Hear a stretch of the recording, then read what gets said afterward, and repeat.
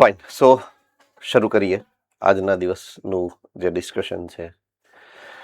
ગઈકાલ સુધી આપણે વંશાવળી પૃથક્કરણની જે સંજ્ઞાઓ છે, જે કોડવર્ડ્સ આપણે વાપરવા પડે, એ કયા કયા સંજ્ઞાઓ કે કોડવર્ડ્સ છે, સંકેતો છે, એની વાત આપણે ગઈકાલે કરી છે. હવે આજના દિવસે ખાસ ઇમ્પોર્ટન્ટ મુદ્દો હું તમને સમજાવવા જઈ રહ્યો છું કે એનો ઉપયોગ કરી અને આ વંશાવળી પૃથક્કરણ કાં તો જો તમારે કરવું છે તો કઈ રીતે કરાય, ઓર એલ્સ કોકે કરેલું છે તો એને સમજવાનું કઈ રીતે છે.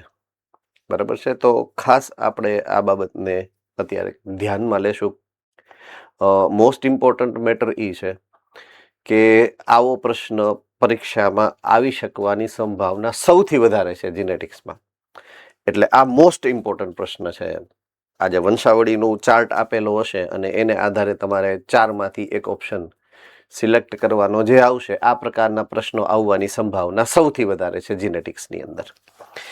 એટલે કઈ રીતે એ નો જે નિતાર છે એ મેળવવો એની આપણે વાત કરીએ. કે કોઈ પેડિગ્રી તમને જો આપેલી હોય, દાખલા તરીકે આ 2 પેડિગ્રી તમારી બુકની અંદર તમને એક્ઝામ્પલ તરીકે આપેલી છે, બરાબર છે?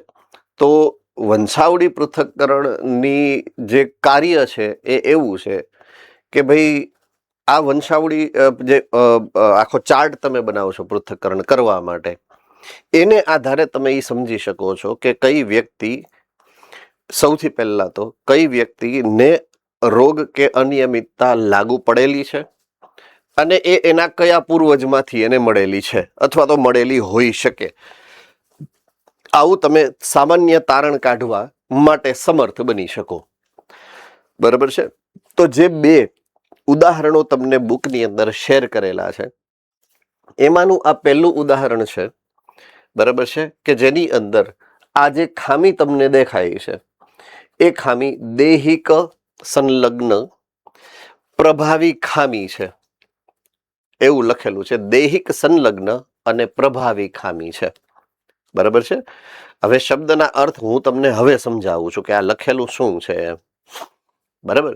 ઉદાહરણ જે છે એ છે માયોટોનિક ડિસ્ટ્રોફી. રોગ, અનિયમિતતાનું નામ છે માયોટોનિક ડિસ્ટ્રોફી. એની આ વંશાવળીનું પૃથક્કરણ છે. બીજા નંબરની જે પૃથક્કરણ છે એ પણ દૈહિક સંલગ્ન અને પ્રચ્છન્ન ખામી છે. આ પ્રભાવી ખામી છે, આ પ્રચ્છન્ન ખામી છે. તો એનું પૃથક્કરણ છે અને ઉદાહરણમાં તમને આપેલું છે સિકલ સેલ એનેમિયા. બરાબર છે? તો આવું આ 2 પ્રકારનું રિપ્રેઝન્ટેશન અહીંયા તમારા સામે મૂકેલું છે. ઓકે, હવે આપણે જે જોવાનું છે અને સમજવાનું છે કે કોઈ પણ અજાણ્યું આવો એક ચાર્ટ તમને આપેલો હોય તો આ ચાર્ટની અંદર તમારે ઓબ્ઝર્વ શું કરવાનું છે. બરાબર છે?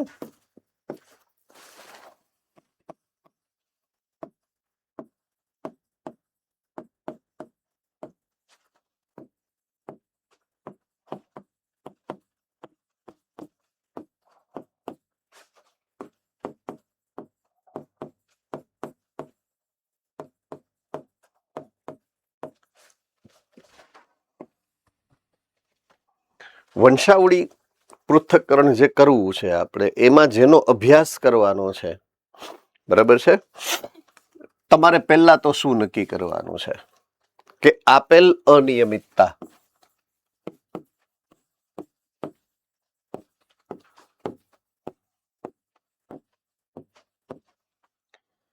પ્રભાવી છે કે પ્રચ્છન્ન છે. આ પહેલી વસ્તુ છે કે જે નક્કી કરવું પડે. બીજું જે નક્કી કરવાનું છે આપણે એ આપેલ અનિયમિતતા દૈહિક રંગસૂત્રની છે, એને કહેવાય દૈહિક સંલગ્ન, અથવા લિંગી રંગસૂત્રની છે, એને કહેવાય લિંગી સંલગ્ન. જો દૈહિક રંગસૂત્ર ઉપર આવેલ જનીનમાં ખામી થાય તો એને દૈહિક સંલગ્ન કહેવાય. લિંગી રંગસૂત્ર ઉપર જો આવેલ જનીનમાં ખામી થાય તો એને લિંગ સંલગ્ન અથવા તો લિંગી સંલગ્ન કહેવાય.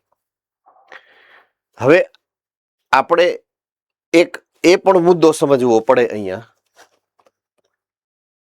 કે લિંગી રંગસૂત્રની જ્યારે આપણે વાત કરશું તો લિંગી રંગસૂત્રમાં બે છે, એક્સ સંલગ્ન એટલે કે એક્સ રંગસૂત્ર ઉપર આવેલ જનીનની ખામી હોય અથવા તો વાય સંલગ્ન એટલે કે વાય રંગસૂત્ર ઉપર આવેલ જનીનની એ ખામી હોય. બેમાંથી કોઈ પણ એક હોઈ શકે. બરાબર છે. તો તમારે નક્કી શું કરવાનું છે? પહેલા પ્રભાવી ખામી છે કે પ્રચ્છન્ન ખામી છે? એટલે કે પ્રભાવી રંગસૂત્ર કે પ્રભાવી કારક ઉપર એ જોવા મળે છે કે પ્રચ્છન્ન કારક ઉપર, એટલે કે પ્રચ્છન્ન કારકને કારણે એ થાય છે. રાઈટ. તો પ્રભાવી લક્ષણની અભિવ્યક્તિનું કારક વિકૃત થયું છે કે પ્રચ્છન્ન જે અભિવ્યક્તિ આપે છે એનું કારક વિકૃત થયું છે, તો એને પ્રભાવી ખામી અથવા તો પ્રચ્છન્ન ખામી કહેવાય. આટલું સમજાણું કે નહીં? ઓકે. બીજું, દૈહિક રંગસૂત્ર ઉપર આવેલ છે કે લિંગી રંગસૂત્ર ઉપર આવેલ છે? દૈહિક રંગસૂત્ર ઉપર આવેલ છે તો કયા નંબરના? 1, 2, 3, 4, 22. અને લિંગી રંગસૂત્ર ઉપર આવેલું છે તો એક્સ અથવા તો વાય. શેમાં? ઓકે. હવે તમારે જે હાવ સરળતાથી યાદ રહી જાય એવી મેટર એ છે, આપણી બુકની અંદર વાય સંલગ્ન એક પણ ખામી આપેલ નથી. તો તમારા કોર્સની અંદર જેટલા પણ ઉદાહરણો આપેલા છે લિંગ સંલગ્ન ખામીના, એ એક્સ રંગસૂત્ર વાળા છે. તો હું અહીંયા લિંગ સંલગ્ન કહું કે એક્સ સંલગ્ન કહું, તમારા માટે બંને એક જ છે. હા, હોઈ શકે વાય સંલગ્ન, પણ તમારી કોર્સની અંદર એ આપેલ મેટર છે જ નહીં. આટલું સમજાઈ ગયું છે? હે ને? એટલે તમારા માટે લિંગ સંલગ્ન કહું અથવા તો એક્સ સંલગ્ન કહું, બેયનો મતલબ એક થાય છે. બરાબર છે? એટલે હું શું કરું છું, અહીંયાથી આને ભૂસી નાખું છું. બરાબર છે?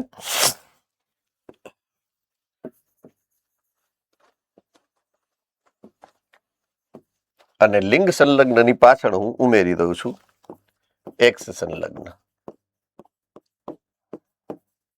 એટલે કે લિંગ સંલગ્ન કહું કે એક્સ સંલગ્ન કહું, આપણા માટે બંને એક જ થઈ ગયું એમ. ઓકે. આમાં કોઈને કઈ ડાઉટ?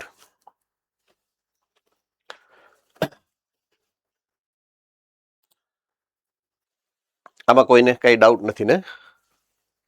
ઓકે. હવે એ નક્કી કેમ કરવું એનું હું તમને માહિતી આપી દઉં અહીંયાથી. હવે જુઓ, અહીંયા આખી વંશાવળી જ્યારે તમે નક્કી કરશો, વંશાવળી નક્કી કરવા દરમિયાન તમારે જોવાનું છે કે આ છે ને એ પહેલી પેઢી છે. હવે આમાં એક કલર બદલતા નથી યાર. ભાઈ, તો આપણે ક્યાં હતા? કઈ રીતના પેડિગ્રી ને તમારે સમજવાની છે, તો કેરફુલી તમારે સમજો. એક જો દાખલા તરીકે આ છે ને સૌથી પહેલી પેઢી છે આ, એટલે એની સામે મારે 1 નંબર લખવાનું છે. આમ રોમન આંકડામાં લખવાનું હોય. કેમાં? રોમન આંકડામાં 1. એના સંતાન પેઢી આ છે, આ.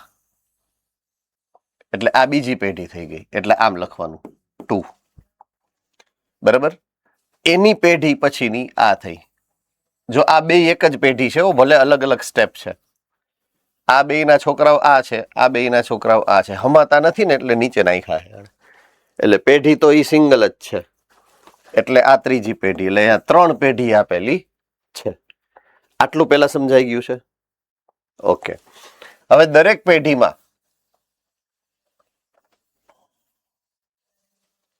પેઢીમાં જેટલા ઇન્ડિવિજ્યુઅલ એટલે કે વ્યક્તિગત સભ્યો આપેલા છે એને તમારે ગણતરી કરવી પડે, જે સાદા આંકડામાં લખવાના 1, 2, 3 માં. જો આમાં 1, 2, આમાં કેટલા છે? આ 1, 2, 3, 4. સંતાન 4 જ છે. આ તો બેયને પરણાવ્યા છે. 4 સંતાન છે. બરાબર છે? કુલ સંખ્યા કેટલી છે? 5, અને 6 કુલ સભ્યની સંખ્યા 6 છે, 4 સંતાન છે અને 2 સંતાનના ઘરવાળા ને ઘરવાળી છે, એટલે ટોટલ સંખ્યા 6 છે પણ ટોટલ સંતાનો 4 છે. રેડી? ઓકે. હવે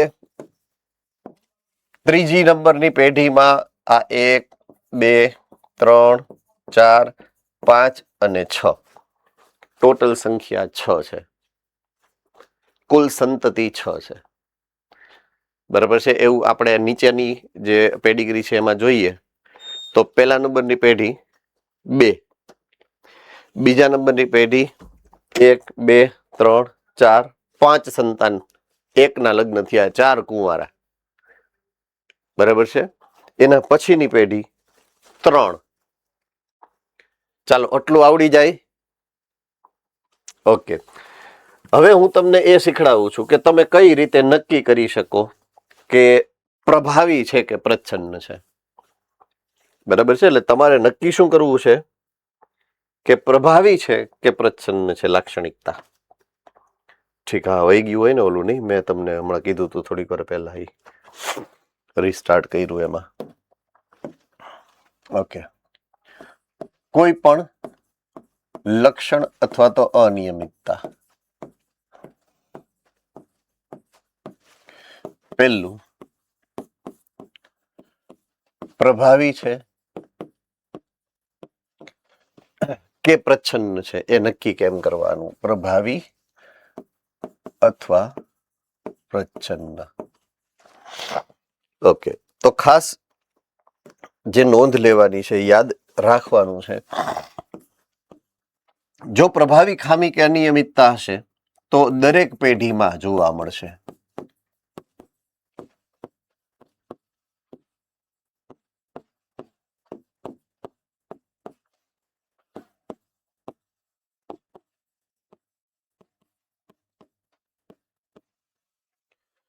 જો અસરગ્રસ્ત વ્યક્તિ દરેક પેઢીમાં જોવા મળે તો એ ખામી પ્રભાવી છે એવી નક્કી કરવી પડે તમારે. બરાબર છે? પ્રચ્છન્ન, એક કે વધુ પેઢી માં વચ્ચે ખામી જોવા મળે નહીં, વચ્ચેથી સ્કીપ થઈ જાય, ચૂકી જાય એક પેઢી કે 2 પેઢી, 2 પેઢી પછી જોવા મળે, તો આવી ખામી અથવા તો આવું લક્ષણ છે એ પ્રચ્છન્ન લક્ષણ કહેવાય. હવે સિમ્પલ લોજિક છે. હવે તમારી એક સંકરણના પ્રયોગમાં અને દ્વિસંકરણના પ્રયોગમાં તમે જોયું કે ઊંચાઈ અને નીચાઈમાં ઊંચા હોવું એ પ્રભાવી હતું લક્ષણ, નીચા હોવું એ પ્રચ્છન્ન હતું. તો F1 પેઢીમાં ચૂકી ગયા કે નહીં? તમે યાદ આવ્યું? F1 સંતતિની અંદર છોડ એકેય ઊંચો થયો, નીચો થયો ન થયો, ચૂકી ગયા કે નહીં? જો ચૂકી ગયા હોય તો એ પ્રચ્છન્ન છે. સિમ્પલ. ચૂકતા જ ન હોય, દરેક પેઢીમાં જોવા મળતું હોય, એ પ્રભાવી છે. એટલે એને આધારે જ મેં આ નક્કી કર્યું છે અને તમારી સામે મૂક્યું છે. તમે અત્યાર સુધીના બંને પ્રકારના જે પ્રયોગો સમજ્યા છો, સેમ ટુ સેમ બંને પ્રકારના પ્રયોગો અહીંયા આપેલા છે. એને આધારે જ આ તારણ મેં કાઢીને મૂક્યું છે તમારી સામે. આટલું સમજાઈ જશે? ઓકે. યાદ રહી જશે?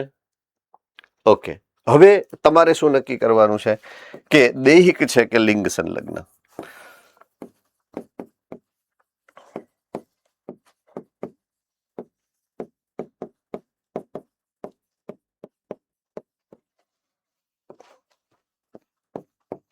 તો સામાન્ય રીતે નર અથવા માદા એમાં સમાન રીતે થતી ખામી છે. બેયમાં જોવા મળે અને સરખા પ્રમાણમાં જોવા મળે. એવું નહીં નરમાં વધુ ને માદામાં ઓછી ને એમ નહીં. એની સામે લિંગ સંલગ્ન ખામી હશે ને એ સામાન્ય રીતે નરમાં જોવા મળે.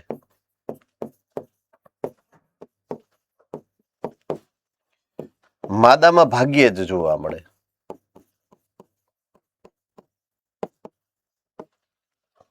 માદા ઇન્ડિવિજ્યુઅલની અંદર ભાગ્યે જ જોવા મળે. બાકી નરની અંદર જ જોવા મળે. એટલે પેડિગ્રીનો અભ્યાસ કરો તો ખબર ન પડી જાય એટલી કે આમાં મોટા ભાગે નરમાં જ જોવા મળે છે, માદામાં જોવા નથી મળતું, અથવા તો ઓછું જોવા મળે, તો એ લિંગ સંલગ્ન હોવાની શક્યતા વધારે છે. તો આ તારણો છે, આ ઓબ્ઝર્વ કરવાનું છે તમારે કેમાં, કોઈ પણ આપેલ પેડિગ્રીમાં, અને એને આધારે તમારે 4 માંથી એક સાચો ઓપ્શન સિલેક્ટ કરવો પડે. તો આ નોંધ જે છે તમારા મગજમાં પરમેનન્ટલી ફિટ થઈ જવી જોઈએ કે આ રીતે તમારે પેડિગ્રીનો અભ્યાસ લઈ અને એને આધારે 4 માંથી એક સાચો ઓપ્શન સિલેક્ટ કરવો પડે છે. બરાબર છે? ઓકે, આમાં કોઈને કઈ ડાઉટ હોય મગજમાં કે ન સમજાણું હોય, હવે આને આધારે આપણે આપેલ પેડિગ્રીની વાત કરીએ તો આ બે, હવે જુઓ, આ પેઢીમાં છે, આ પેઢીમાં છે, આ પેઢીમાં છે, 3 પેઢીમાં આવ્યું એટલે પ્રભાવી થઈ ગયું. આવી રહ્યું જુઓ, દૈહિક અને પ્રભાવી. આપણે તો પ્રભાવીને અત્યારે ધ્યાનમાં લીધું છે. બરાબર છે? હવે બીજું, નરમાઈ છે અને માદામાઈ છે. નરમાઈ છે અને માદામાઈ છે, બેયમાં હોય તો દૈહિક થઈ ગયું. એટલે બંને લક્ષણો અહીંયા તમને જોવા મળે છે, જે આપણે સમજ્યા છીએ એ. બીજું, અહીંયા તમે જોશો તો અહીંયા પણ બંનેમાં જોવા મળે છે, નરમાઈ છે અને માદામાઈ છે. દૈહિક થઈ ગયું.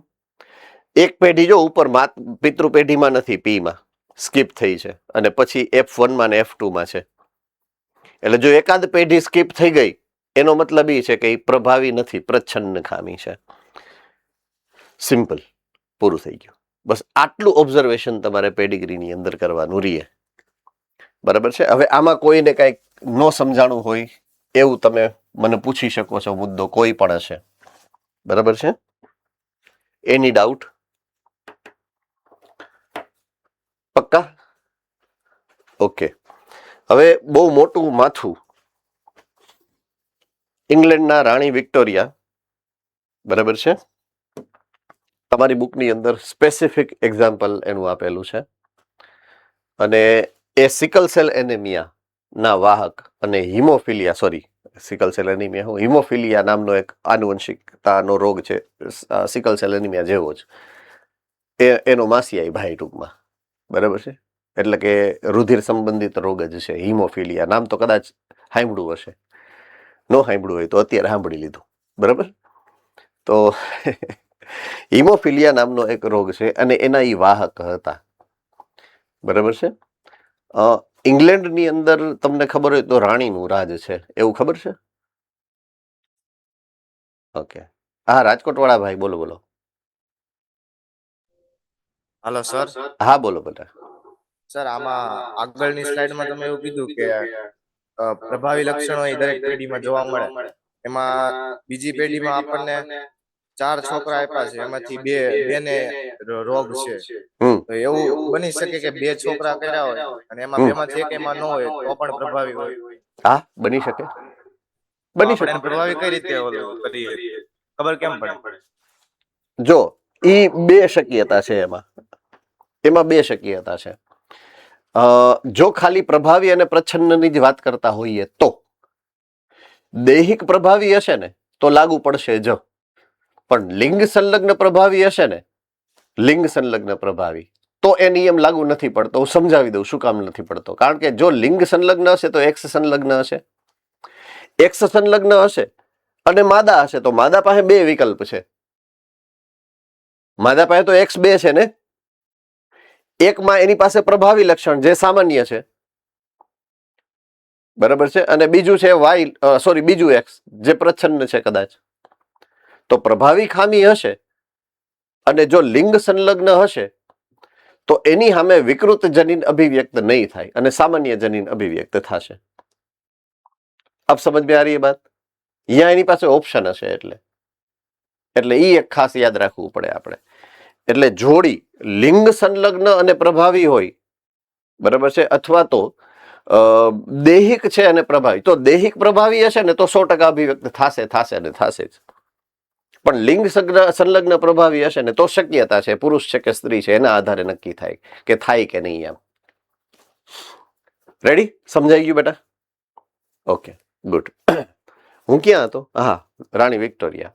તમને એ કદાચ ખબર હશે કે ઇંગ્લેન્ડની અંદર રાણીનું રાજ છે એમ, એ ખબર છે? કોને કોને ખબર છે? ઓકે, હવે એને શોખ નહોતો, એની મજબૂરી હતી. અને મજબૂરીનું કારણ અહીંયા આપ્યું છે, હિમોફિલિયા નામના રોગ. એ એક્સ સંલગ્ન, એક્સ રંગસૂત્ર સંલગ્ન હતો રોગ. એક્સ રંગસૂત્ર સંલગ્ન હોય તો થાય શું?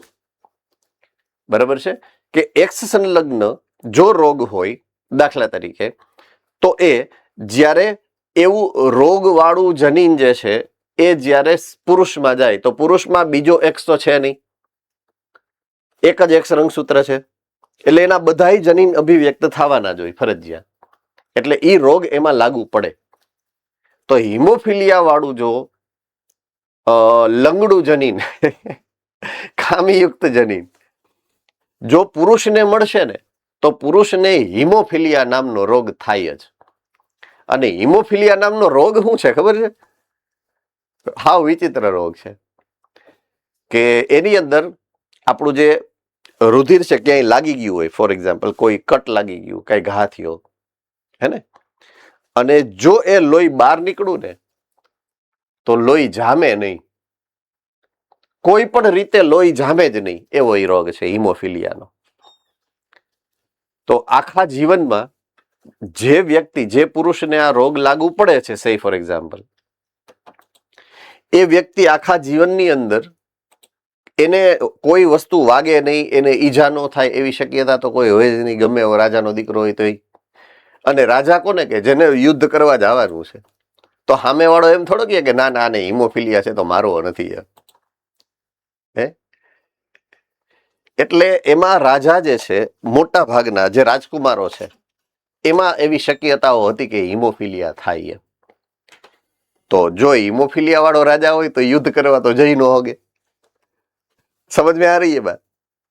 એટલા માટે એમાં શાસનમાં રાણી જે છે એનો સહયોગ આવ્યો છે. એટલે એ અહીંયા વારસાગમન દેખાડ્યું છે કે એના જે રાણી હતા ક્વીન વિક્ટોરિયા, એ એના વાહક હતા. અહીંયા એક વિચિત્ર સિમ્બોલ આપેલો છે, અડધો કલર વાળો અને અડધો સાદો, એને કહેવાય વાહક.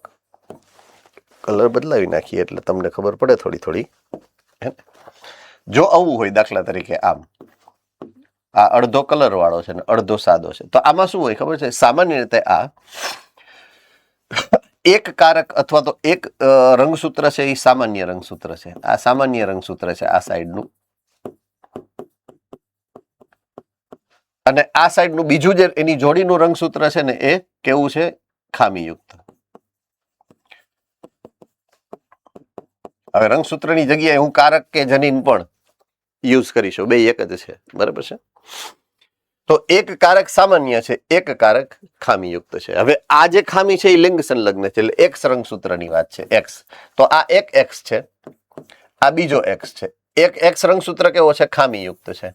બીજો રંગસૂત્ર કેવું છે? સામાન્ય છે. હવે એક રંગસૂત્ર આખું જ મેં કીધું એમ, પહેલા કીધું તો અત્યારે પાછું કહું છું કે એ આખું રંગસૂત્ર પ્રચ્છન્ન જ છે, બરાબર છે? એટલે પ્રભાવી ખામી હોય જ નહીં. મેં તમને હમણાં થોડીક વાર પહેલા ડાઉટમાં ના કીધું કે જો એક્સ રંગસૂત્રની ખામી હોય તો ત્યાં તમે એમ નક્કી ન કરી શકો કે પ્રભાવી છે. ઓલા રાજકોટ વાળા ભાઈનો ડાઉટ હતો ત્યારે થોડીક વાર પહેલા મેં સમજાવ્યું હમણાં તમને, હે ને? તો એમાં પ્રભાવી ખામી હોય જ નહીં. લિંગ સંલગ્ન એ પ્રચ્છન્ન જ હોય આપણા માટે, બરાબર છે? હોય છે લિંગ સંલગ્ન પ્રભાવી ખામીનું ઉદાહરણ તમારી સામે જ છે. આ રહ્યું, આ જે ટાલ પડે છે માથાની ઉપર, જનરલી આપણા ઘરમાં, આપણા ફેમિલીમાં, તમે તમારા ફાધર છે, તમારા કાકા છે, તમારા દાદા છે, તમે જોશો કે પુરુષો જે છે મોટા ભાગે એક ઉંમર 35 વર્ષ 40 વર્ષ પછી તમે જોશો તો ધીમે ધીમે ટાલ પડવાની શરૂઆત થાય. તો એ એક અનિયમિતતા છે, એ એક ખામી છે, પ્રચ્છન્ન લક્ષણ છે એક પ્રકારનું, જે મોટા ભાગની વસ્તીમાં જોવા મળે છે, બરાબર છે? તો એ એક ખામી જ છે અને એ એક લક્ષણ જ છે અને પ્રચ્છન્ન અભિવ્યક્તિ છે, બરાબર છે? તો આવું જોવા મળશે તમને. હવે પ્રચ્છન્ન અભિવ્યક્તિમાં બે પ્રકારની છે કે દાખલા તરીકે એ એક્સ રંગસૂત્ર ઉપર છે કે વાય રંગસૂત્ર ઉપર. હવે વાય રંગસૂત્રના અમુક ઉદાહરણો છે. દાખલા તરીકે પોલિડક્ટિલિટી. પોલિડક્ટિલિટી એટલે એક એક્સ્ટ્રા આંગળો હોવું, એક આંગળો વધારાનો હોવો, એને પોલિડક્ટિલિટી કહેવાય. રિતિક રોશનનો રોગ, હે ને, કહો ના પ્યાર હે. તો રિતિક રોશનને જે એક વધારાની આંગળી છે એ વાય રંગસૂત્રની ખામી છે.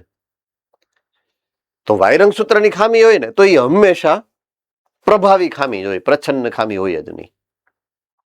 કેવી હોય?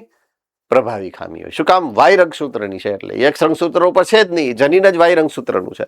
આટલું સમજાય કે નહીં હું જે કહેવા માંગુ છું? હે ને? પણ એ તમારી બુકની અંદર એક પણ એવા ઉદાહરણો આપેલા છે. તમારી બુક માટે તમારે જે યાદ રાખવાનું છે એવું છે કે પ્રભાવી હશે તો એ દૈહિક રંગસૂત્ર વાળું જ હશે, બરાબર છે. અને જો એક્સ રંગસૂત્ર વાળું હશે તો એ પ્રચ્છન્ન જ હશે. તો અહીંયા તમે જોશો તો અહીંયા અડધું કોરું છે ને અડધું કલર કરેલું છે. આને વાહક કહેવાય. વાહક માદા છે. શું કામ? એક્સ રંગસૂત્ર એવું છે એની પાસે કે જે ખામીયુક્ત છે અને એક સામે બીજું એક્સ રંગસૂત્ર છે એ સામાન્ય છે કે જેમાં કોઈ ખામી જોવા મળતી નથી, વિકૃતિ જોવા મળતી નથી. એટલે આખે આખું જે એનું પેડિગ્રીનો એનાલિસિસ છે કે આ રાજા છે, આ રાણી છે, રાણી પાસે ઓલું ખામીયુક્ત જનીન છે, એના સંતાન પેઢીને આપ્યું, એના સંતાનોનું લિસ્ટ બનાવીએ આપણે. આ પહેલું સંતાન છે એનું, બીજું સંતાન છે એનું, ત્રીજું, ચોથું, પાંચમું, છઠ્ઠું, સાતમું, આઠમું, નવમું. 9 સંતાનો હતા એને કુલ. એટલે દાંત કાઢવાની જરૂર નથી. આજથી 40 વર્ષ પહેલા, 50 વર્ષ પહેલા આવી જ સિસ્ટમ હતી. તમારા દાદાની પેઢીમાં તમે જોશો ને તો 6-7 ભાઈઓ હશે જ, 5 તો મિનિમમ. તો એ સમયે મનુષ્યની વસ્તી આટલી નહોતી, બીજું ખર્ચા આટલા નહોતા ને. તમે જે ફી ભરો છો એવી ઈ પેઢીમાં ફી ભરવાની સિસ્ટમ નહોતી, એટલે પોસાતા બાળકો, બરાબર છે. એટલે વાંધો ન આવતો ટૂંકમાં. અને આ તો રાજા છે, આમે પોહાય ને એને તો. 9 ની બદલે 90 હોય તો એને શું વાંધો આવે, હે ને? તો 9 સંતાન છે. એમાંથી ત્રીજા નંબરનું સંતાન મેં જે કરેલું છે એ પ્રમાણે, અને 9મા નંબરનું સંતાન એ બંને સ્ત્રીઓ છે કે જેની અંદર આ જનીન મળ્યું છે. બંને વાહક સ્ત્રીઓ છે, બરાબર છે. 8 નંબરનું સંતાન પુરુષ છે, રાજકુમાર છે, અને એને હિમોફિલિયા રોગ છે. એવું યાદ. આવું ક્યાંય આવશે નહીં તમારે. આ તો ખાલી એક ઉદાહરણ મેં તમારી સામે મૂક્યું છે કે કઈ રીતના પેડિગ્રી આપેલી છે. તો આ પુરુષ છે જેમાં એક્સ અને વાય છે. એક્સ ખામી વાળું છે અને વાય સામાન્ય છે. આમાંથી વાય આને મળ્યું એટલે આ સામાન્ય થયું, અને આનો એક્સ એની દીકરીને ગયો એટલે ઈ વાહક બની. એમાંથી એનો દીકરો, આમાંથી એક્સ આને મળ્યો એટલે આ દીકરાને ખામી છે. તો આ ભાઈ એટલે કે એનું નામ છે શું છે આમાં લખે? રૂપર્ટ. રૂપર્ટ નામનો આ ભાઈ છે. રૂપર્ટ ખામીગ્રસ્ત એટલા માટે છે કે એને મમ્મી પાસેથી જનીન મળ્યું છે, રંગસૂત્ર, એક્સ રંગસૂત્ર. હવે એને ક્યાંથી મળ્યું? લેપર્ડ પાસેથી. લેપર્ડ એને ક્યાંથી મળ્યું? એને એના મમ્મી વિક્ટોરિયા આપ્યું. વિક્ટોરિયાએ લેપર્ડને આપ્યું, લેપર્ડે એલાઇસને આપ્યું, ને એલાઇસે રૂપર્ટને આપ્યું. આખું ટ્રેસ થયું કે ક્યાંથી આવ્યું એમ, બરાબર છે. એટલે અત્યારે સામાન્ય રીતે હિમોફિલિયાની ટેસ્ટ આપણે પણ સામાન્ય વ્યક્તિઓ પણ કરે છે, બરાબર છે. લગ્ન પહેલા હવે કુંડળી મેળવવાની પહેલા જે સિસ્ટમ હતી ને, એટલે હવે હિમોફિલિયાનું મેચ કરે છે કે નથી ને ક્યાંક એમ. કારણ કે હિમોફિલિયા આવે એટલે બચારો આ એનો પુરુષ સંતતિને રોગ લાગવાની શક્યતા વધી જાય છે, બરાબર છે. તો હવે આપણે વાત કરીએ છીએ અમુક ચોક્કસ પ્રકારની ખામીઓ જે તમારી ટેક્સ્ટ બુકની અંદર આપેલી છે એનો અભ્યાસ કરીએ.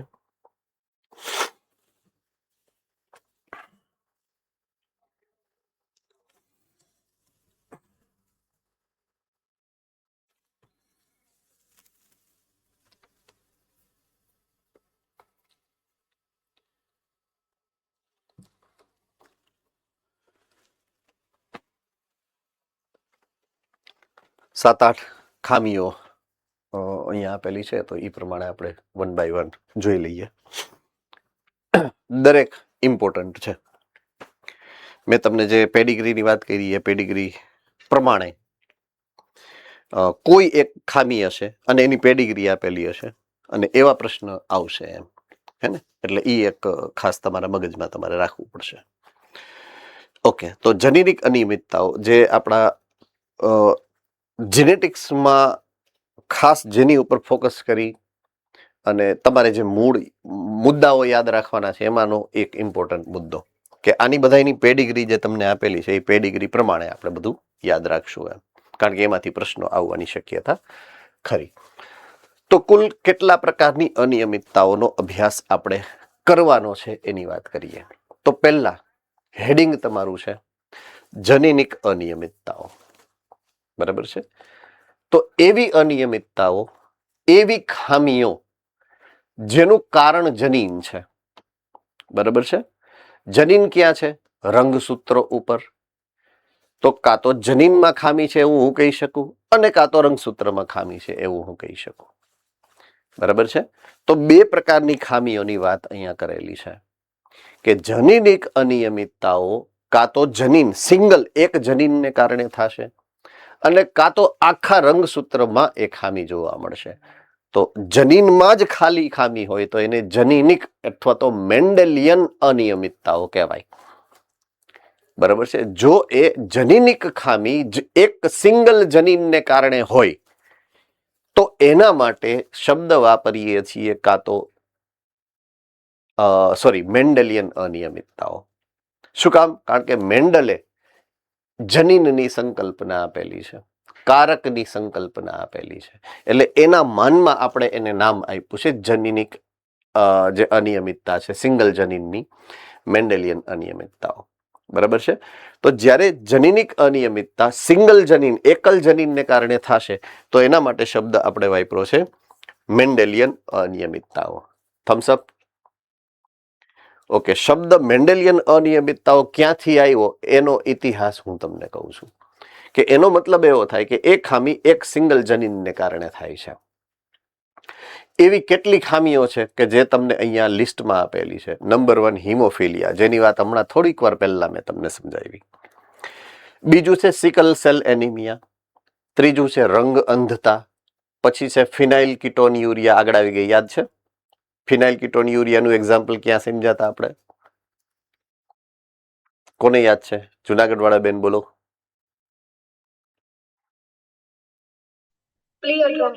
ગુડ, પ્લિયોટ્રોપિક જનીનમાં હતું. Very good. થેલેસેમિયા અને સિસ્ટિક ફાઇબ્રોસિસ, આ 6 રોગનું લિસ્ટ અહીંયા છે, બરાબર છે?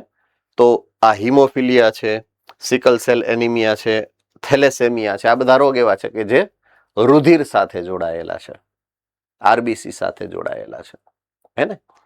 રંગ અંધતા પુરુષોની સાથે જોડાયેલ ખામી છે.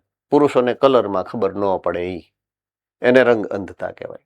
બહુ મોટા પ્રમાણમાં આ ખામી સામાન્ય સોસાયટીની અંદર આપણા સમાજમાં જોવા મળે છે. કોમન વસ્તુ છે કે પુરુષોને પ્રમાણમાં કલરમાં ઓછી ખબર પડતી હોય, લાલ કે લીલામાં ખબર ન પડે. તો એ ન પડે કારણ કે એ જનીનિક ખામી છે અને વર્ષોથી હાઈલી આવે છે, એટલે એમાં એ બધા પુરુષનો વાંક ન હોય, એની પાસે જનીન જ નથી આઈડેન્ટિફિકેશન માટેનું, તો આઈડેન્ટિફાઈ ના કરી શકે. ટૂંકમાં કાલ સવારે પૈણીને હારે જાવ ને તો બહુ જાજી અપેક્ષા ન રાખવી કે એને કલરમાં ખબર પડશે, બાંધતા નહીં, ટૂંકમાં સમજાઈ ગયું, હે ને? કે આને તો હાવ કઈ ખબર જ નથી પડતી, એમ ન પડે કારણ કે જનીનિક અનિયમિતતા છે. એનામાં એક આ કેરેક્ટરિસ્ટિક ફીચર આ બધામાં ન હોય. પાછું આપણે પ્રાર્થના કરવી ભગવાનને, બરાબર, કે આપણે જનીનિક અનિયમિતતા વાળો ન મળે, અને જેને હોય એ પાછા ધ્યાનમાં રાખવું હોય. પુરુષોની વાત કરું છું, છોકરાઓની વાત કરું છું, એને હોય એને ધ્યાનમાં રાખવું કે સામેવાળાને નથી, એમ આપણે છે. Okay, fine. સો ફિનાઇલ કીટોન્યુરિયાની આપણે ઓલરેડી વાત કરી. સિસ્ટિક ફાઇબ્રોસિસ એ જેને કહેવાય કે હલનચલન ના સામાન્ય જે ગુણધર્મો છે, ખાસ કરીને સંયોજક પેશી છે, બરાબર છે, સ્નાયુ છે, એની અંદર એ હલનચલનનું જે નિયમન છે એ અટકી જાય એમ સિસ્ટિક ફાઇબ્રોસિસમાં. જે તંતુઓ છે ખાસ સ્નાયુઓની અંદર આવેલા, બરાબર છે, એ તંતુઓ યોગ્ય કામ ન કરે, ફાઇબર્સ જે કામ ન કરે, ફાઇબ્રોસિસ, બરાબર છે, એટલે એને સિસ્ટિક ફાઇબ્રોસિસ કહેવાય. હલનચલન જે છે એ પ્રમાણમાં જે પ્રમાણે થવું જોઈએ એવું ન થાય, એટલે એવી એ ખામી છે. તમારે એ આપેલી નથી એટલે ચિંતા ખાલી નામની જ કરવાની છે, ગુણધર્મની નથી કરવાની. ઓકે, રંગસૂત્રીય અનિયમિતતાઓ 3 પ્રકારની ચેપ્ટરની અંદર આપેલી છે. એક છે ડાઉન સિન્ડ્રોમ, બીજું છે ટર્નર્સ સિન્ડ્રોમ અને ત્રીજું છે ક્લાઇનફેલ્ટર્સ સિન્ડ્રોમ. આ 3. તો 1 બાય 1 બધી પ્રકારની ખામીઓની વાત આપણે આગળ વધારીએ. તો સૌથી પહેલી જે મેન્ડેલિયન અનિયમિતતાઓ એટલે શું એવું બધું તમને સમજાવ્યું છે કે મેન્ડેલિયન અનિયમિતતા એટલે શું. તો મેન્ડેલિયન અનિયમિતતા મેં થોડીક વાર પહેલા કીધું એ પ્રમાણે કે જો એક જ જનીનની અંદર જો ફેરફાર થયો હોય, સિંગલ જનીનની અંદર, અને એને કારણે જો કોઈ ખામી થતી હોય છે શરીરની અંદર, તો એવા કેસમાં એને મેન્ડેલિયન અનિયમિતતા કહેવાય. એના ઉદાહરણો આગળ લિસ્ટ જે તમે સમજ્યું છે એ પ્રમાણે haemophilia, cystic fibrosis, sickle cell anaemia, રંગ અંધતા, ફિનાઇલ કીટોન યુરિયા અને થેલેસેમિયા. હવે આ પ્રકારના મેન્ડેલિયન અનિયમિતતાઓના માટે છે કે નહીં અથવા તો થઈ શકે કે નહીં એ જાણવા માટે સામાન્ય રીતે આપણે વંશાવળી પૃથક્કરણનો સહારો લેતા હોઈએ છીએ. બરાબર છે. તો અહીંયા અમુક જે પાછળ ઉદાહરણો આપેલા છે, તો આ સિસ્ટિક ફાઇબ્રોસિસના ઉદાહરણો છે અને આ છે ઓલું સિકલ સેલ એનિમિયાનું ઉદાહરણ છે. બરાબર છે. ઓકે, મેન્ડેલિયન અનિયમિતતાઓ માટે તમને જે 2 પ્રકારની વ્યવસ્થા આપેલી છે પેડિગ્રીની, એ મેં તમને જે ઓલરેડી સમજાવી દીધી છે. બરાબર છે. તો મેન્ડેલિયન અનિયમિતતાઓ 2 પ્રકારની હોઈ શકે, કાં તો પ્રભાવી હોઈ શકે અને કાં તો પ્રચ્છન્ન હોઈ શકે.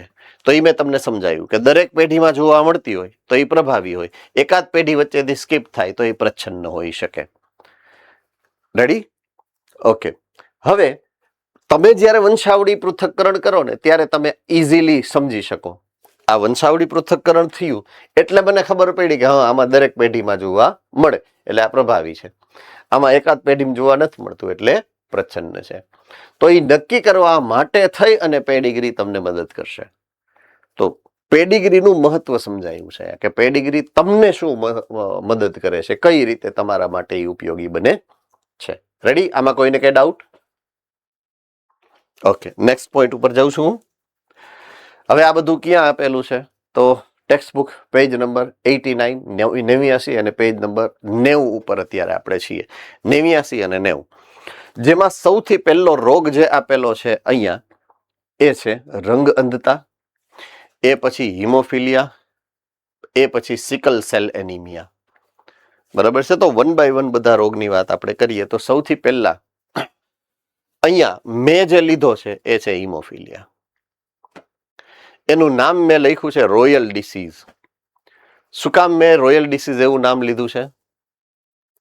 કારણ કે રાણી વિક્ટોરિયા અને એના ખાનદાનમાં જોવા મળતું એટલા માટે. રેડી? તો અહીંયા જે તમારે ડાયરેક્ટલી યાદ રાખવાનું છે એ એવું છે, મેં તમને પહેલા કીધું હતું કે એ એક્સ રંગસૂત્ર સંલગ્ન ખામી છે, એટલે લિંગ સંકલિત, સંલગ્ન કયો કે સંકલિત કયો બેયનો અર્થ એક જ થાય. લિંગ સંલગ્ન અથવા તો એક્સ રંગસૂત્ર સંકલિત પ્રચ્છન્ન ખામી છે. પ્રચ્છન્ન, પ્રભાવી નથી, કારણ કે એક્સ રંગસૂત્ર ઉપર હોય એટલે પ્રચ્છન્ન જોઈએ. એક્સ રંગસૂત્ર ઉપર એ કઈ ખામી પ્રભાવી હોય જ નહીં. જો પ્રભાવી છે તો વાય રંગસૂત્ર ઉપર હોવી જોઈએ. રેડી? થમ્સ અપ. ઓકે, હવે એમાં થાય શું? એની લાક્ષણિકતા રુધિર ગંઠાવાની ક્રિયા સંબંધિત રોગ છે. મેં તમને સમજાવ્યું હતું. બરાબર છે કે રુધિર જામે જ નહીં એમાં. બરાબર છે. તો કોઈ સિંગલ પ્રોટીન, જે પ્રોટીન એકચ્યુઅલી એમાં શું છે, રુધિર જામવા માટે અલગ અલગ 13 પ્રકારના કારકો જવાબદાર છે. કેટલા? 13. અને એ 13 માંથી 11 પ્રોટીન છે. તો એ 11 માંથી જો એકાદ પ્રોટીન ન બને તો રુધિર જામવાની પ્રક્રિયા ન થાય. 11 માંથી એક પ્રોટીન જો ન બને એટલે કે એ પ્રોટીન બનાવવા માટે જવાબદાર જનીન જો વિકૃતિ થાય એની, એ પ્રોટીન ના બને તો આખી રુધિર જામવાની જે કેસ્કેડ મિકેનિઝમ એટલે કે જે સ્ટેપ વાઇઝ પ્રક્રિયા થતી હોય એમાંથી કોઈ એક સ્ટેપ ન થાય. એટલે આખી ચયાપચયની જે શૃંખલા છે એ પૂરી ન થાય, ચયાપચયનો પરિપથ પૂરો ન થાય, એને કારણે રુધિર જામે નહીં. તો એ કોઈ એક 11માંથી એક પ્રોટીનના સંશ્લેષણ માટે જવાબદાર જો કોઈ જનીનનો કારક અસરગ્રસ્ત થયો તો આ રોગ થાય. બરાબર છે? એને કારણે શું થાય જુઓ, અસરગ્રસ્ત વ્યક્તિના શરીરમાં નાનો જો ઘા પડે ને તો પણ એનું રુધિર જામતું નથી, એટલે સતત રુધિર નીકળે જ રાખે, નીકળતું બંધ ન થાય. બરાબર છે? હવે વાત કરીએ ત્રીજું, એના કારકો. કારકનું નામ પાડ્યું છે એચ, હિમોફિલિયા ઉપરથી એચ. પ્રભાવી છે કેપિટલ એચ, પ્રચ્છન્ન છે સ્મોલ એચ. બરાબર છે? જો પ્રભાવી હોય તો એ સામાન્ય હોય, પ્રચ્છન્ન હોય ને તો જ ખામીયુક્ત હોય. જો અહીંયા લખેલું જ છે પ્રચ્છન્ન રોગ છે, એટલે એનું કારક એટલે કે સ્મોલ એચ એક્સ રંગસૂત્ર ઉપર આવેલું છે અને પ્રભાવી કારક હંમેશા વાય રંગસૂત્ર ઉપર હોય. આટલું સમજાય છે? ઓકે. તો આ કેપિટલ એચ જો હોય તો એ સામાન્ય વ્યક્તિ હશે અને સ્મોલ એચ હોય જેનામાં એ હિમોફિલિક હોઈ શકે. બરાબર છે?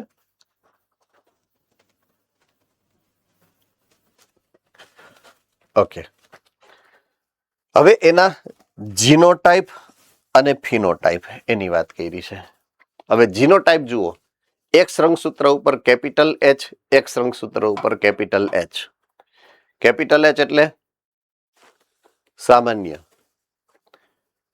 રાઈટ? તો બંને સામાન્ય કારકો છે એની પાસે.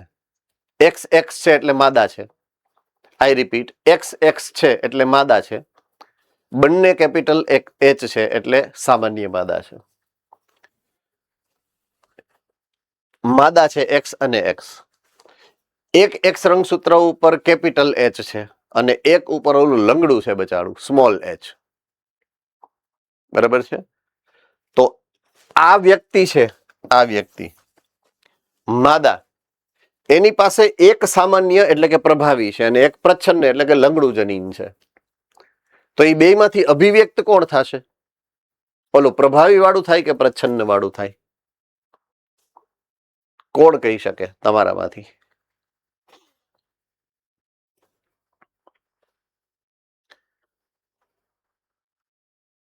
ભુજ સેન્ટર વાળા ભાઈ બોલો ને એકવાર.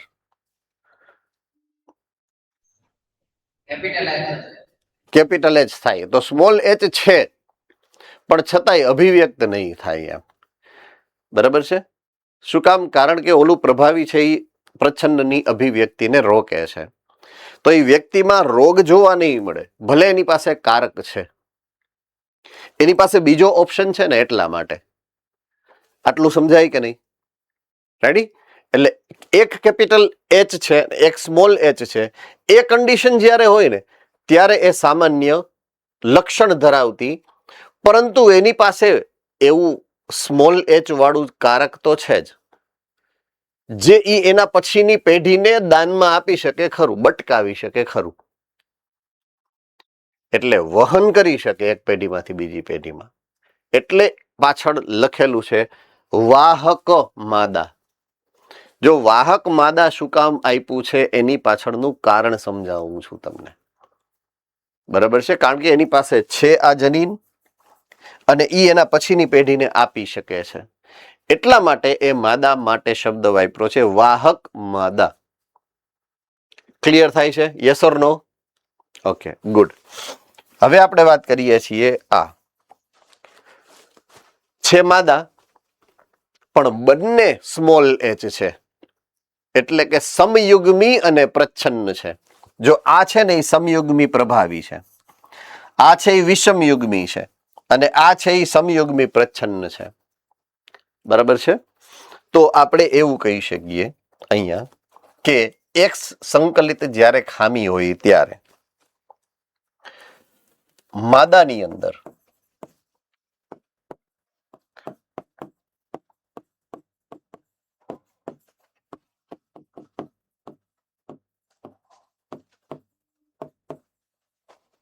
એક્સ સંકલિત છે એટલે પ્રચ્છન્ન જ હોય, પ્રભાવી હોય જ નહીં. મેં તમને કીધું એ પ્રમાણે. બરાબર છે. તો 3 પ્રકારની શક્યતાઓ માદાની અંદર હોઈ શકે. બરાબર છે. જો એ સમયુગ્મી છે, પ્રભાવી વાળું, ત્યારે એ સામાન્ય માદા હોય.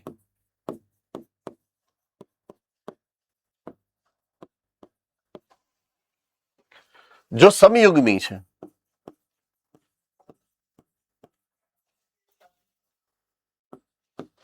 અને પ્રચ્છન્ન છે, એ અસરગ્રસ્ત છે.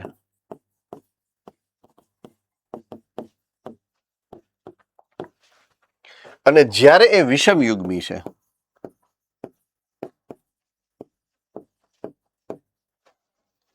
ત્યારે એ વાહક બને છે. આ બધા માટે એક સરખું લાગુ પડે. એ પછી હિમોફિલિયા હોય કે રંગગંધતા હોય કે જે ખામી આપણે સમજવાની છે, એ બધા માટે એક સરખો આ નિયમ લાગુ પડે. નરની અંદર આપણે એ જ વસ્તુને જો આપણે સમજવાનો પ્રયત્ન કરીએ કે જો એક્સ સંકલિત ખામી છે,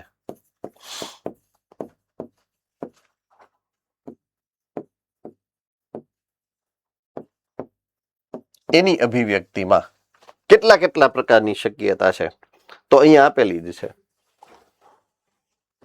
રાઈટ, એ અહીંયા આપેલું જ છે. નર પહેલા તો કોઈ દિવસ સમયુગ્મી થશે નહીં, એટલે વિષમ યુગ્મી જ હોય. બરાબર છે. કારણ કે એક્સ વાય હોય ને નરમાં, આપણે નર વિષમ યુગ્મિતા વાળા છીએ. તો એક્સ વાયમાં જો એક્સ રંગસૂત્ર કેપિટલ એચ વાળો હશે તો એ સામાન્ય નર હશે. અને એક્સ અને વાય છે, જેમાં એક્સ જે છે એની પાસે ઓલું લંગડું રંગસૂત્ર આવી ગયું છે, સ્મોલ એચ વાળું આવી રહ્યું. જો સ્મોલ એચ વાળું આવ્યું તો એમાં હિમોફિલિયા હશે, મીન્સ અસરગ્રસ્ત હશે, એને હિમોફિલિયા નામનો રોગ હશે. બરાબર છે. તો 2 પ્રકારની શક્યતા હોય. સમયુગ્મી હોય જ નહીં, વિષમયુગ્મી જ હોય. વિષમયુગ્મી જ્યારે હોય ત્યારે જો એક્સ રંગસૂત્ર સામાન્ય હોય ત્યારે એ સામાન્ય નર હશે. અને જો એક્સ રંગસૂત્ર ખામીયુક્ત હશે તો એ અસરગ્રસ્ત નર હશે.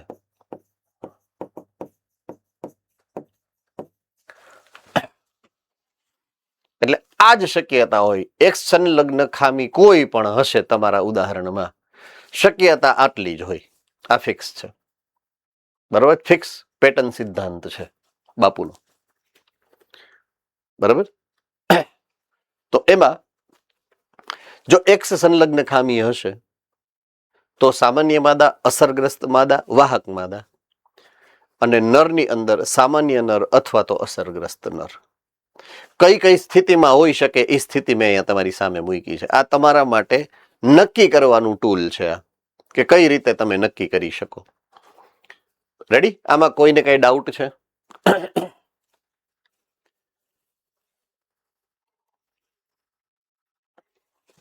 આ ઓલી વિક્ટોરિયા રાણીની કુંડળી તમારી સામે જે મૂકી હતી પાછી રજૂ કરી કે માદામાં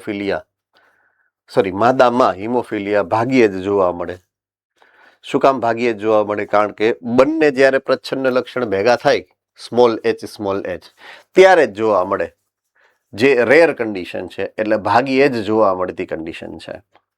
બરાબર છે. તો અહીંયા તમે જોશો આખી કુંડળીમાં બરાબર છે, પેડિગ્રીમાં ક્યાંય માદા અસરગ્રસ્ત નથી. જુઓ, આખી પેડિગ્રી તમે જ જુઓ, રાણી વિક્ટોરિયાની પેડિગ્રી જે તમારી સામે મૂકી છે, ક્યાંય માદા અસરગ્રસ્ત નથી. હંમેશા નરમાં જ અસરગ્રસ્તતા દેખાય છે. હા, માદા બધી વાહક છે, ઢગલો એ. બરાબર છે. સંતતિઓ ઘણી બધી એવી છે કે જે વાહક તરીકે કામ કરે છે અહીંયા, પણ એ અસરગ્રસ્ત નથી.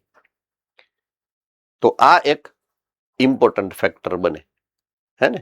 ભાગ્યે જ માદામાં હિમોફિલિયા જોવા મળશે. તો એવું ક્યારે જોવા મળે?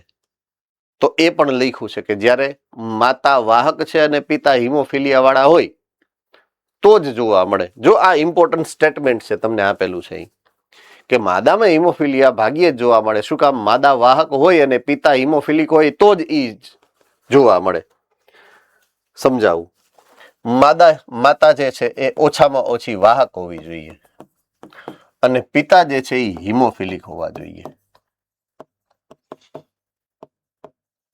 હવે માદા વાહક એનું genotype X capital H, X small h.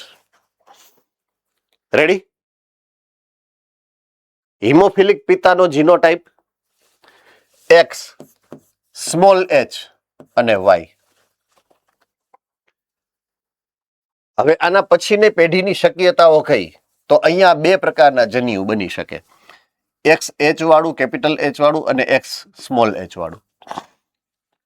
અહીંયા બે પ્રકારના જન્યુ બને, X સ્મોલ h વાળું અને Y વાળું. તો પહેલી વાત કરીએ આ બેયની. આ પહેલી શક્યતા X capital H, X small h. બરાબર છે? આ શક્યતા નંબર 1. આ શક્યતા નંબર 2 આની અને આની. X કેપિટલ H અને Y. આ બીજી શક્યતા. શક્યતા નંબર 3 આ X સ્મોલ h અને આ X સ્મોલ h. આ ત્રીજી શક્યતા અને આ ચોથી શક્યતા X કેપિટલ સ્મોલ h અને Y. તો આ પેડિગ્રી જ્યારે તમે તો આની સંતતિઓ જેટલી છે એમાં આ 4 શક્યતા જોવા મળે તમને. આ 4 શક્યતા જોવા મળે. આ છે વાહક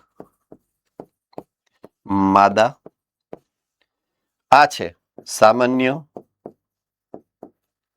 પુરુષ અથવા તો નર,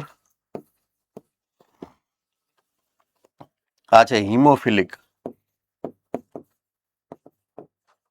માદા અને આ છે હિમોફિલિક નર.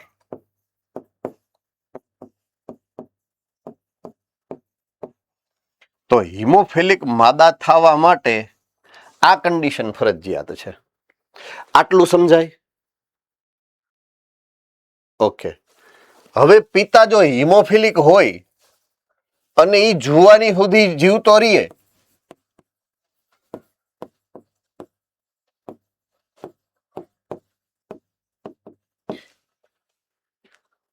એવી શક્યતા ઓછી.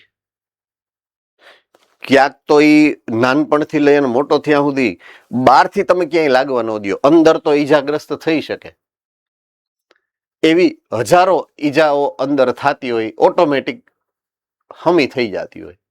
આપણી અંદર અત્યારે ચારે બાજુ સૂક્ષ્મ રુધિર કેશિકાઓ ફરતી હોય. આપણા શરીરમાં સૂક્ષ્મ રુધિર કેશિકાઓ તો હશે ને.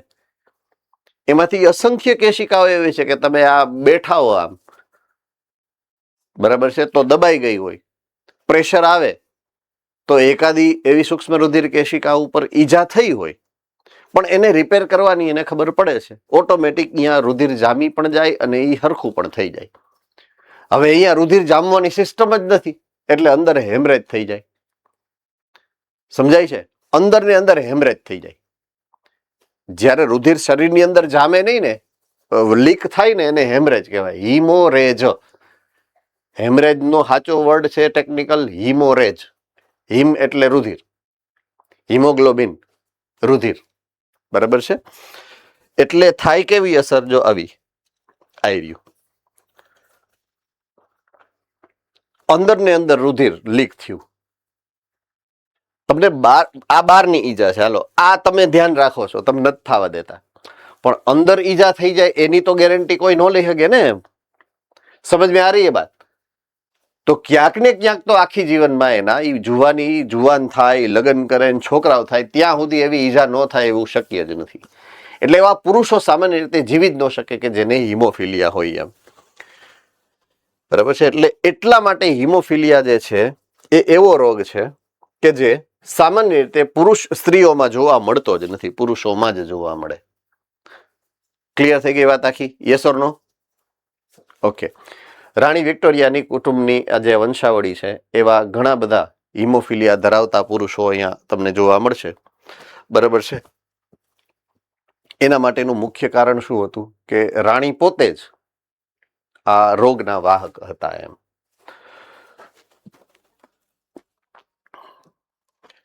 ઓકે. બીજા નંબરની ખામી, રંગ અંધતા. હવે તમારા માના હમ ખાઈને વાત કરવાની છે. બરાબર. અહીંયા એક સરસ મજાનું એક જેને કહેવાય ને કે ટેસ્ટ કરવા માટેનું ઓલું ટૂલ છે એમ. બરાબર. એમાં એક આંકડો દેખાય છે. જો તમને રંગ અંધતા નહીં હોય ને તો એ આંકડો દેખાશે, અને જો રંગ અંધતા હશે ને તો એ આંકડો નહીં વંચાય એમ. બરાબર છે. હવે મને વંચાય છે આમાં, આપણે વંચાય છે. બરાબર. ઓકે. સો લગભગ બધા આ તો આમ કરી લેવાનું કે ભગવાનની દયા કે આપણે રંગ અંધતા નથી યાર. બરાબર. કયો આંકડો છે એ કોઈ કહેશે? કયો આંકડો છે એ? રાજકોટ વાળો આ વખતે નથી આવ્યો શું કે જવાબ દેવા, તો એ ભલે કે આ વખતે બીજું શું.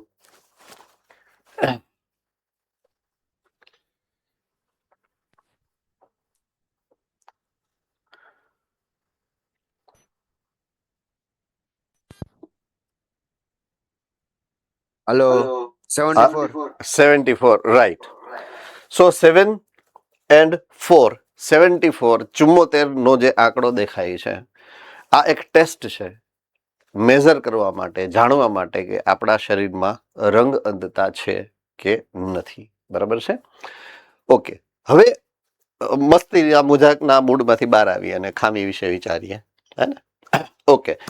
એ પણ લિંગ સંલગ્ન પ્રચ્છન્ન જનીનની ખામી છે. હવે લિંગ સંલગ્ન હોય એટલે એક શૃંખસૂત્ર ઉપર આવેલ. હેલો સર, હા બોલ બેટા. આ હિમોફિલિયા ખામી નિવારી શકાય કે? ના, જનીનિક ખામી નિવારી શકાતી નથી એમ. બરાબર છે. કોઈ એનો ઓપ્શન, હા અત્યારે આપણી પાસે છે એવા ટૂલ્સ, પણ એ ટૂલ્સ આપણે બાયોટેકનોલોજીમાં ભણશું, અત્યારે નહીં. નિવારી શકાય છે, પણ એના માટે કઈ રીતના અને શું પ્રોસેસ હોય એ પ્રોસેસને કહેવામાં આવે છે જનીન થેરાપી. શું કહેવાય એને? જનીન થેરાપી. તમારા અને મારા જેવા સામાન્ય વ્યક્તિઓનું કામ નથી એ, કારણ કે બહુ ખર્ચાળ એક્સપેન્સિવ છે. બરાબર છે. એટલે તમને કદાચ ખ્યાલ હોય અને છાપામાં કે ન્યૂઝપેપરમાં કે વાંચ્યું હોય કે અમુક નાના બાળકો હશે એને કોઈક રોગ થયો છે અને 6 કરોડનું ઇન્જેક્શન આવે છે અને દાન આપો. કોઈ સાંભળ્યું છે એવું? એક્ઝેક્ટલી ઈ આ જનીનિક ખામી છે. તો એ એટલી ખર્ચાળ હોય છે કે એના એક ઇન્જેક્શનનો ખર્ચો, એક કોર્સનો ખર્ચો 6 કરોડ રૂપિયા હોય. એટલે સામાન્ય વ્યક્તિઓનું એ કામ નથી એમ. હજી એટલી પ્રચલિત પ્રણાલી નથી.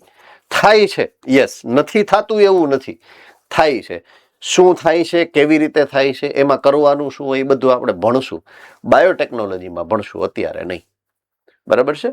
એટલે એનો ઉપાય છે ખરો, પણ આપણે અત્યારે એને ડિસ્કશનમાં લઈએ એ મૂડમાં હું નથી. બરાબર. કારણ કે હજી તમે જીનેટિક્સમાં પાપા પગલી માંડો છો. બાયોટેકનોલોજી સમજી શકો એવી શક્યતા અત્યારે તમારી પર્સનલી નથી એમ. ધીમે ધીમે આવી જશે એ ગુણધર્મ. જ્યારે આવશે ત્યારે હું કહીશ. રેડી? ઓકે. લિંગ સંલગ્ન પ્રચ્છન્ન જનીનની ખામી છે રંગ અંધતા. હવે એમાં થાય શું? તો લાલ અથવા તો લીલા રંગને પારખી શકે એવા કોષો, બરાબર છે, એની આ ખામી છે. આંખની અંતઃસ્થ રચના, આંખની અંતઃસ્થ રચના 10મા ધોરણમાં આવી હશે. કોને કોને યાદ છે? ઓકે. પેલા બારે બાજુ કીકી હોય, અંદર લેન્સ હોય, પછી આખું ઓલું ગોળ હોય અને એના છેડે હાવ છેલ્લે ઓલો પડદો હોય. બરાબર છે. એ પડદા ઉપર નેત્રપટલ, નેત્રપટલ ઉપર આપણી પાસે 3 મૂળભૂત કલર જે છે ને, લાલ, લીલો અને બ્લુ, વાદળી, આ ત્રણેયને ઓળખી શકે એ પ્રકારના કોષોનો સમૂહ હોય છૂટા છૂટા. એટલે અમુક કોષો લાલ રંગના, અમુક મીન્સ રંગના નહીં, એટલે એ રંગના ન હોય, રંગને ઓળખી શકે એવા હોય. અમુક લીલા રંગને ઓળખી શકે એવા હોય, અને અમુક બ્લુ વાદળી રંગને ઓળખી શકે એવા શંકુ કોષો. બે પ્રકારના કોષો હોય. એક શંકુ કોષો હોય, બરાબર છે, અને બીજા હોય અસડી જેવા લાંબા કોષો હોય. બે પ્રકારના, રોડ્સ એન્ડ કોન્સ, બરાબર છે. દંડ કોષો કહેવાય આ શંકુ કોષો, બીજા દંડ કોષો. દંડ કોષો રાત્રે જોવાનું કામ કરે, શંકુ કોષો દિવસે જોવાનું કામ કરે. તીવ્ર સૂર્યપ્રકાશમાં શંકુ કોષો કામ કરે, મંદ સૂર્યપ્રકાશ અથવા તો પ્રકાશ ન હોય ત્યારે દંડ કોષો કામ કરશે. તો આપણે તો દિવસની વાત કરીએ છીએ અત્યારે, રાત્રે તો આમે હોઈ ગયા હોય, જોવાનું શું હોય, બરાબર છે. કોઈ ઉઠાડે નગારા વગાડે તો ઘણા આમાં તો અડધા નહીં ઉઠતા હોય. ઉઠાડી થાકે મમ્મી, પછી માથે પાણીનો ગ્લાસ રેડે તઈ ઉઠે, એમ હે ને. તો શંકુ કોષોની અંદર 3 પ્રકારના શંકુ કોષો છે. અમુક શંકુ કોષો લાલ રંગના સંવેદનાગ્રાહી છે, અમુક લીલા રંગ માટે સંવેદનાગ્રાહી છે, અને અમુક વાદળી એટલે કે બ્લુ રંગ માટે સંવેદનાગ્રાહી છે, બરાબર છે. તો આ ખામી 2 પ્રકારના રંગ માટે લાગુ પડે, કાં તો લાલ અથવા તો લીલા. એવા શંકુ કોષોની ખામી થાય તો એની અંદર એ રંગ ઓળખવા માટે જવાબદાર જે ચયાપચય માટે જરૂરી પ્રોટીન છે એ ન બને. એટલે લાલ રંગ ઓળખાય નહીં, એના શેડ ઓળખાય નહીં. ગુલાબી છે, બરાબર છે, લાલ છે, ઓરેન્જ છે, એવા ઓળખાય જ નહીં એમ. અથવા તો લીલા રંગના શેડ નો ઓળખાય. સમજાય છે કે નહીં? હવે પિસ્તા રંગ તમે આપો તો એને એમ થાય કે આ હું રંગ આપ્યો, એને ખબર જ ન ક્યારે પિસ્તા રંગ કહેવાય, એવું થાય, બરાબર. તો કાં તો લાલ રંગ અથવા તો લીલા રંગના શંકુ કોષો એ રંગને ઓળખી ના શકે એમ. હવે એ જનીનિક ખામી છે, એમાં વ્યક્તિગત રીતે પણ હું કરી શું શકે એમ, હે ને. તો લાલ કે લીલા રંગ પારખવામાં એ વ્યક્તિ નિષ્ફળ જાય, એને ખબર જ ના પડે એમ. જોયું જ નહીં આખી જીવનમાં, એને જોયો જ નથી લીલો રંગ કેવો છે ઓર લાલ રંગ કેવો છે, કહેવાનો કવિનો ભાવાર્થ એવો છે. તો અહીંયા જો સામાન્ય તમારી ઓલી જે દ્રષ્ટિ છે તો તમને અહીંયા દેખાય આવું, પણ જો કલર બ્લાઇન્ડ છે તો તમારી દ્રષ્ટિ સામાન્ય છે તો અહીંયા 2 પ્રકારના અલગ અલગ દેખાય રંગ. તો 2 દેખાય છે કે એક જ દેખાય છે? અહીંયા ઉપર અલગ રંગ ને નીચે અલગ રંગ દેખાય છે, હા કે ના? ઓકે. કે એક જ દેખાય તો સમજી જવાનું.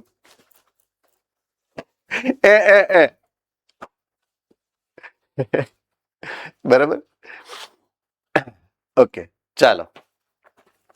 સો હવે એક્સ રંગસૂત્રની ખામી છે, મેં કીધું એ પ્રમાણે, બરાબર છે. એક્સ રંગસૂત્ર ઉપર હાજર અમુક ચોક્કસ જનીનની વિકૃતિને કારણે આ રોગ થાય.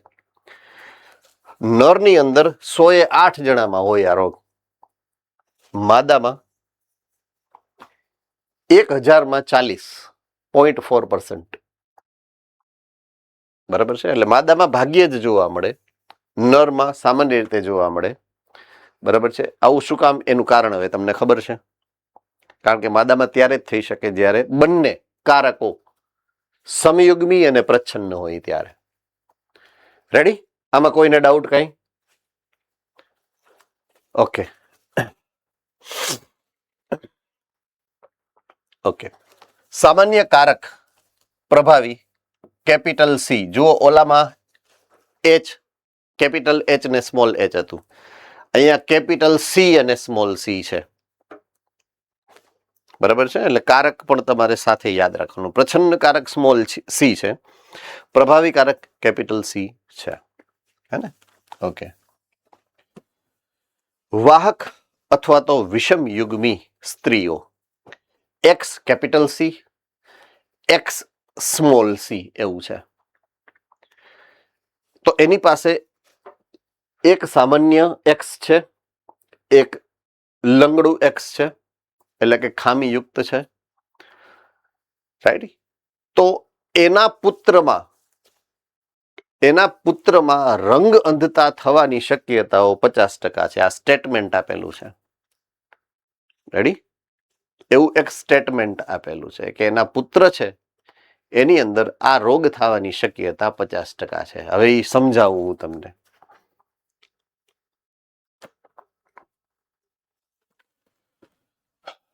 વાહક સ્ત્રી છે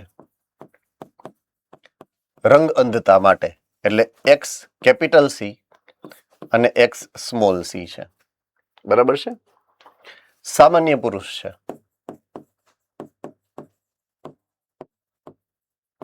સામાન્ય પુરુષ હોય એટલે એક્સ કેપિટલ સી હોય અને વાય હોય.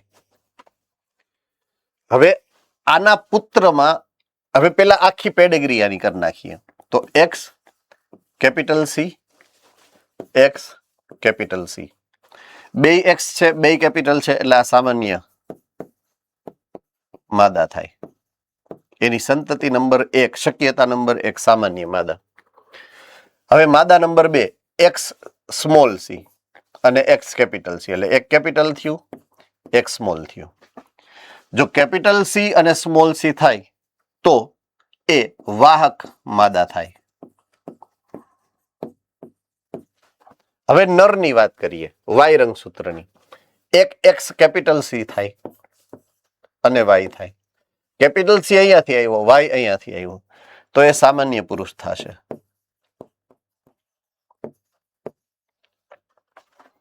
અને એક્સ લંગડો અહીંયાથી આવ્યો અને વાય અહીંયાથી આવ્યો, તો આ રંગ અંધ પુરુષ થાય.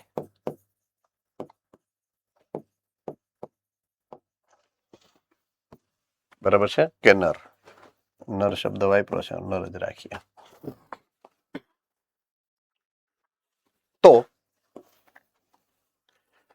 જો સંતતિ પુરુષ અથવા તો નર છે એ રંગ અંધ થવાની શક્યતા 50-50 છે.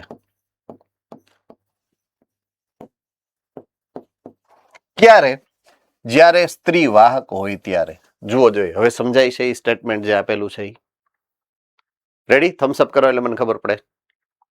તો જ્યારે વાહક સ્ત્રી હશે, એની સંતાન પેઢી હશે, એમાં રંગ અંધ નર થવાની શક્યતા 50% હોય, એવું અહીંયા તમને સમજાવેલું છે. બરાબર છે? ઓકે.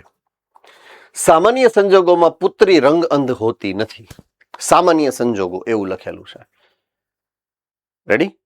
ક્યારેક હોઈ શકે. એ ક્યારે હોઈ શકે? કે જ્યારે બંને કારકો એક રંગસૂત્ર લઈને આવે અને બંને લંગડા હોય, મીન્સ અસરગ્રસ્ત હોય, પ્રચ્છન્ન સ્મોલ સી વાળા હોય. તો એવી શક્યતા ક્યારે થાય? માતા વાહક હોય અને પિતા રંગ અંધ હોય ને તો જ થાય. ચાલો ચેક કરીએ. અહીંયા શું હતું? વાહક સ્ત્રી હતી, પુરુષ કેવું હતો? સામાન્ય. આપણે કેસ નંબર 2 ઉપર જઈએ. વાહક સ્ત્રી અને રંગ અંધ પુરુષ. તો વાહક સ્ત્રી છે અને રંગ અંધ પુરુષ છે.